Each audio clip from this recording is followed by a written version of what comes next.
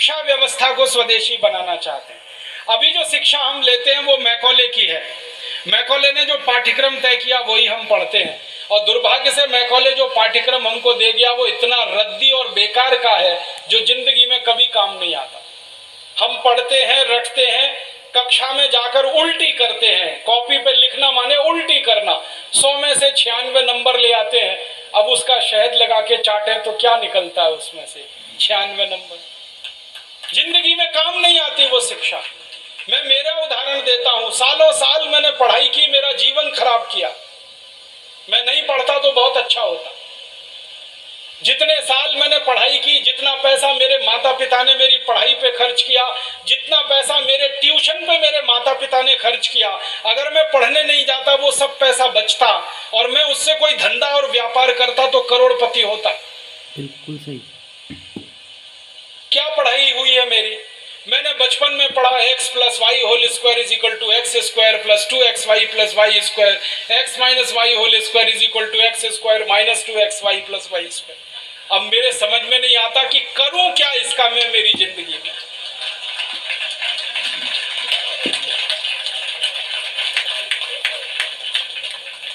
मेरे गणित के प्रोफेसर ने मुझको पढ़ाया, मैंने रटा, रट रट के दिमाग खराब किया, घंटों घंटों बर्बाद किए, किलो किलो कागज मैंने लिख लिख के खराब किए, और वो मेरी जिंदगी में आज तक काम नहीं आया। x plus Y whole square क्या करूं मुझे मालूम ही नहीं।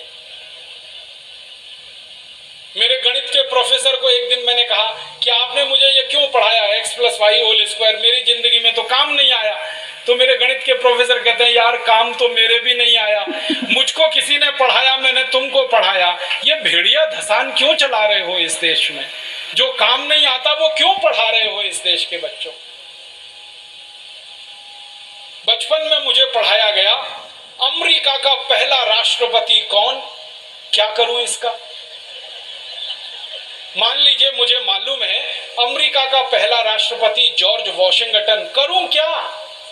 मालूम है मुझे, क्या करूं इसका?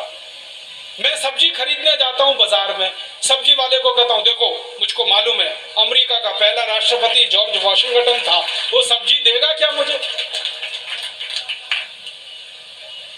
फालतू में रटा रटा के मेरा दिमाग खराब कर दिया। अमेरिका का पहला राष्ट्रपति कौन? और मुझे इतना दुख होता है, तकलीफ होती है कि कोई मुझे ये पूछना शुरू करे कि तुम्हारे परिवार का पहला राष्ट्रपति कौन? मुझे नहीं मालूम। मेरे परिवार के राष्ट्रपति से मतलब मेरे दादा, दादा के दादा, दादा के दादा, दादा, कहीं से हमारा कुल शुरू हुआ ना, तो मेरे कुल का पति माने मेरा पहला पिता, वो कौन नहीं मालूम। और अमेरिका का पहला राष्ट्रपति मालूम है। और मुझे तो इतना दुख होता है कि अमेरिका का पहला ही राष्ट्रपति नहीं मालूम, 250 राष्ट्रपति मालूम है मुझे उनके, और मेरे कुल के 2.5 आदमी के नाम नहीं मालूम मुझे। मेरे पिताजी का नाम मालूम है, उनके पिताजी का, उसके आगे बढ़ता हूं तो सब ब्लैंक हो जाता है, याद ही नहीं मुझे। क्या करना है ऐसी शिक्षा से? काम की क्या है ये? बचपन में मुझको पढ़ाया कनाडा का क्लाइमेट कैसा, कनाडा का, भारत का नहीं, कनाडा का। कनाडा की जलवायु क्या है, क्या करूं उसका कनाडा की जलवायु का? मैं तो कभी कनाडा जाने वाला नहीं, कनाडा मेरे घर में कभी आने वाला नहीं, उसकी जलवायु पढ़ के करना क्या है? मैं शिवपुरी में रहता हूं, मैं भोपाल में, ग्वालियर में रहता हूं, मुझे शिवपुरी की जलवायु मालूम है तो कुछ काम आने वाली है, कनाडा की जलवायु क्या काम आने वाली है? कभी जिंदगी में मौका मिला कनाडा जाने का, जिसका कोई दूर दूर तक संभावना नहीं है, तब जाके वो बात कभी काम आएगी। उसके लिए रट रट के, पढ़ पढ़ के दिमाग खराब कर दिया घंटों घंटों। ऐसा फालतू इतिहास पढ़ाया। अकबर बड़ा महान था, होगा, मैं क्या करूं? अकबर महान था, ठीक है, मैं क्या करूं उसका? मेरी जिंदगी में उससे क्या फायदा होने वाला है अकबर की महानता से? मतलब मैं कहना यह चाहता हूं कि जो ज्ञान हम ले रहे हैं हमारी शिक्षा में, वो जिंदगी में कभी काम नहीं आता। आप ईमानदारी से अपने बारे में एक दिन ये करना, मेरी बात है इसलिए नहीं, आपने जो जो पढ़ा है अपनी जिंदगी में याद करो, उसमें से कितना आपके काम आया। शायद आप 100 का नंबर निकालेंगे तो 5 भी काम नहीं आया, 5% भी काम नहीं आया। जो काम नहीं आया पढ़ा क्यों, फिर रटा क्यों उसको? और आप ऐसे सोचो, दूसरा उल्टा सोचो कि हमने जितना पढ़ा वो कितना हमें याद है। याद उतना ही रहेगा जो रोज काम आता है, बाकी कचरे को दिमाग निकाल के ऐसे ही फेंक देता है। जो याद ही नहीं रहे और काम नहीं आए उसको पढ़ना और पढ़ाना क्यों? तो मैंने सोचा कि शिक्षा व्यवस्था बदलना बहुत जरूरी है। हमारे बच्चों के ऊपर इतना बोझा हो गया है, इस बोझे ने बच्चों को खत्म कर दिया। कभी कभी तो मुझे इतना अफसोस होता है, अखबारों में खबर पढ़ता हूँ 12वीं कक्षा का रिजल्ट आया, इतने बच्चों ने आत्महत्या कर ली। क्यों? फेल हो गए। बच्चे थोड़ी फेल हुए हैं, परीक्षा की पद्धति फेल हुई है हमारी, बच्चे फेल नहीं हुए। बच्चों के बारे में तो सारी दुनिया कहती है कि वो तो कच्ची मिट्टी के घड़े के जैसे हैं, जैसा आप शेप दोगे वैसे हो जाएंगे। हमारे बच्चों को हमारे अध्यापक और परीक्षा वाले शेप नहीं दे पाए, इसलिए परीक्षा पद्धति फेल हुई है, बच्चे फेल नहीं हुए। मुझे तो कई बार ये कहने के मन करता है कि बच्चों को फेल करने वाले अध्यापकों को फेल करना चाहिए, क्योंकि उन्होंने पढ़ाया नहीं ठीक से, समझाया नहीं बच्चों को ठीक से। और इस शिक्षा पद्धति में क्या भेड़िया धसान है, 100 में से 90 नंबर लाओ, 99 नंबर लाओ, 98 नंबर लाओ तो आप बहुत होशियार हैं, 33 नंबर लाओ, 30 नंबर लाओ तो आप बिल्कुल बेकार हैं। न्यूटन को तो जिंदगी में कभी भी 30 से ज्यादा नंबर आए नहीं, बेकार है न्यूटन, वो तो सारी दुनिया में पूजा जाता है। कभी फेल, हमेशा ही फेल हुआ, पास ही नहीं हुआ कभी न्यूटन। स्कूल वालों ने निकाल दिया उसको कि हर बार फेल हो जाता है, ये पढ़ने लायक नहीं है। जब स्कूल ने निकाल दिया उसको, तब उसका दिमाग खुल गया और उसने गिरते हुए सेब को देख लिया और उसने गुरुत्वाकर्षण का सिद्धांत दे दिया। जो आदमी स्कूल में फेल हो गया था, अब सारी दुनिया उस पर पीएचडी करती है और उसके गुणगान करती है। माने फेल और पास होने से किसी व्यक्ति के जीवन का कोई लेना देना नहीं। आप आइंस्टाइन की अगर कहानी पढ़ोगे तो आइंस्टाइन तो 9 कक्षा के आगे पढ़ नहीं पाया, कभी निकाल दिया स्कूल ने उसको, क्योंकि वो कुछ और सोचता रहता था।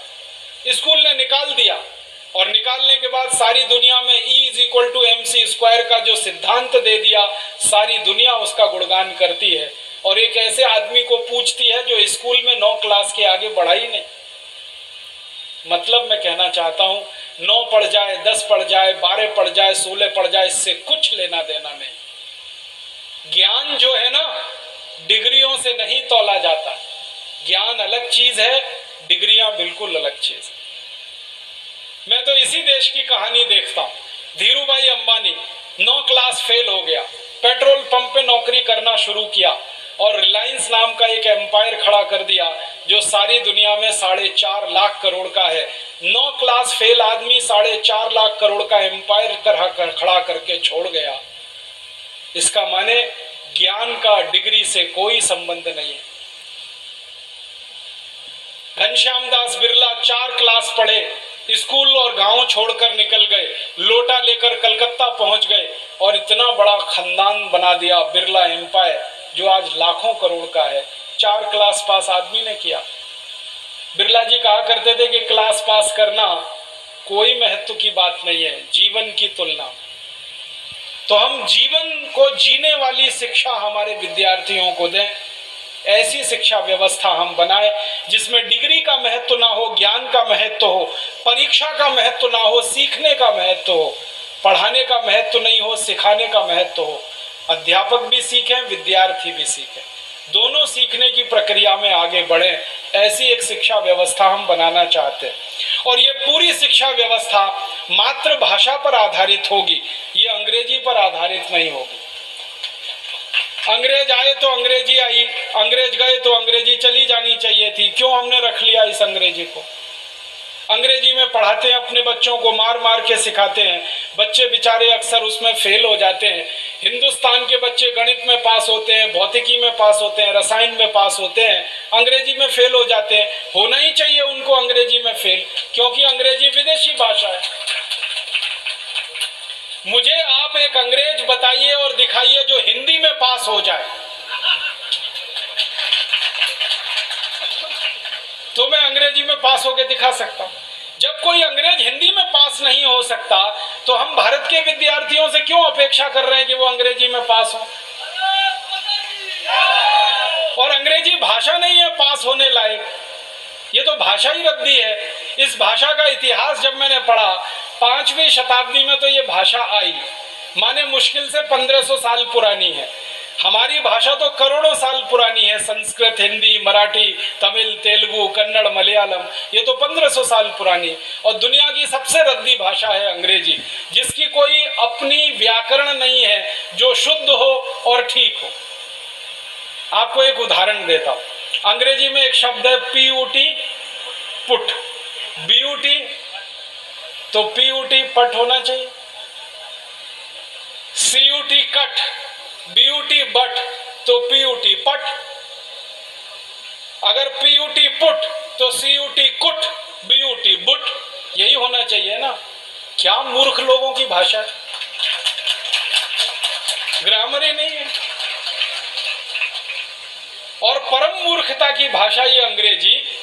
एक शब्द है अंग्रेजी में, उसमें कहते हैं केमिस्ट्री, CHEMISTRY, केमिस्ट्री। तो यहाँ पे CH जो है ना का हो गया, ठीक है। तो केमिस्ट्री में CH का हो गया, तो चोपड़ा में कोपड़ा होना चाहिए। CHOPARA है ना, उसको चोपड़ा क्यों कहते हैं, कोपड़ा कहो। और CHOPARA को चोपड़ा कह रहे हो तो CHEMISTRY को केमिस्ट्री कहो। फिर एक जगह CH का है, एक जगह CH चा है, कुछ समझ में नहीं आता क्या इनका हिसाब किताब है। मूर्खों की भाषा है ये अंग्रेजी।